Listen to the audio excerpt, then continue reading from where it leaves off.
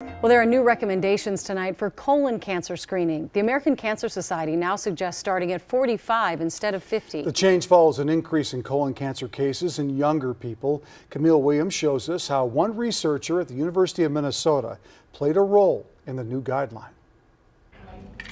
The U's School of Public Health professor Tim Church co-authored today's new guideline. The American Cancer Society hopes it will help to catch colon or rectal cancer early.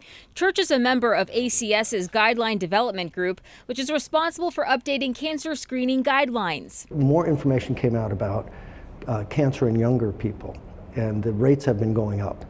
And so we decided that it was time to revise our guidelines. Church's expertise and research in colorectal screening goes back 4 decades to his first project in grad school at the U of M to look for blood in the stool. This was the first trial ever done of colorectal cancer screening in the world, and we were able to show that you could not only reduce death from colorectal cancer by about 1/3, but you could also reduce the number of people who actually got colorectal cancer by about 20%. And past studies by Church and other researchers across the country were used to come up with today's new guideline. The results from those studies were used in a microsimulation model, which is a model that simulates colorectal cancer incidence and mortality to figure out how beneficial it would be to begin screenings earlier to help save more lives.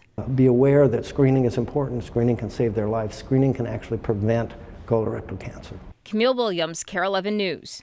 In just the last few years, Church also co-authored 2 other guidelines, one for breast cancer screenings and one for lung cancer screenings.